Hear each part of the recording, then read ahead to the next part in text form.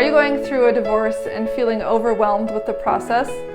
Are you feeling a little anxious because you don't know where to start with protecting your credit? You don't want it ruined because of your divorce, right? Here are 3 things you should know to protect your credit while going through a divorce. Hi, my name is Emily Cressey with HomePro Associates here at HomeSmart Real Estate in Seattle, Washington, and I have worked with so many distressed homeowners who are worried about how they could sell their houses and not have it negatively impact their credit.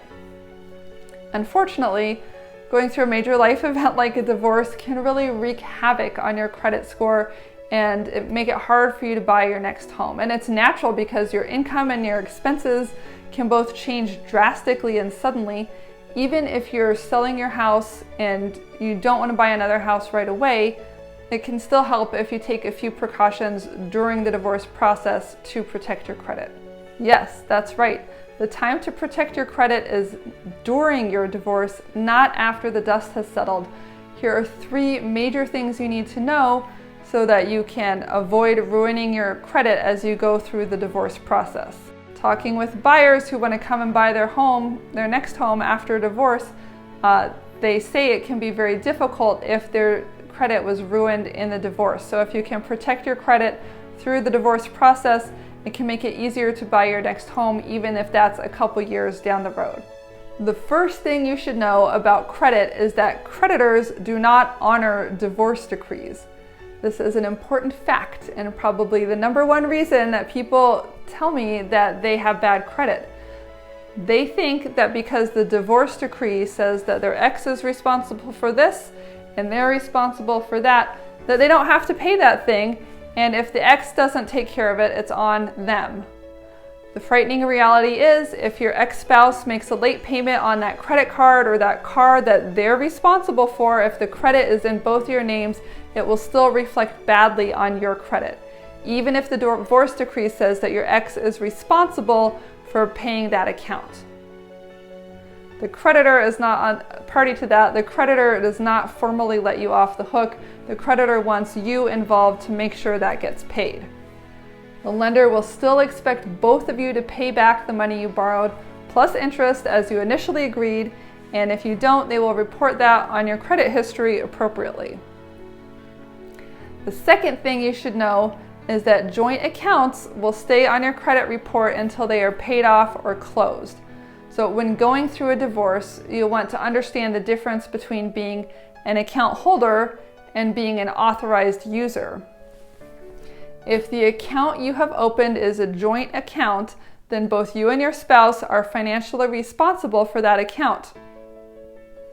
If you're an authorized user, you have the ability to use the account but are not financially obligated to pay it. And last, if you're the primary account holder, you're responsible for the account. So understanding this will help you in the future regardless of what your divorce decree states. What can you do here?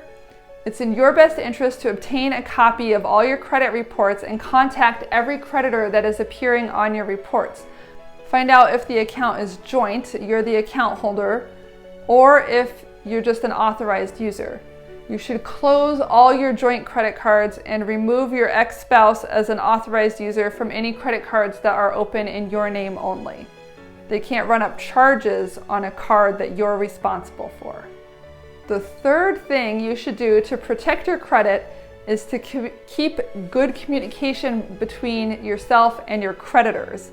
Make sure that all the creditors are reporting to the 3 credit bureaus and have your updated address if you've moved, and that you're getting their monthly bills, because you want to have a discussion with them about removing your ex from any and all accounts so that they don't incur any more charges and bills which you may ultimately have to pay. You also want to freeze your credit reports with all 3 credit reporting agencies to prevent a vindictive ex-spouse from opening fraudulent accounts in your name. Understanding these 3 items will give you a better opportunity to save your credit from damage by late payments or increased debt in your name that you didn't authorize or even know about. If you are going through a divorce, make sure you check out the other videos we have in this series on how to make going through a divorce and selling your home a smooth process. If you need to discuss these issues further, please feel free to reach out to me. You can call, email, or text me, or send me a message below. My name again is Emily Cressey with HomePro Associates at HomeSmart, and we are here to serve.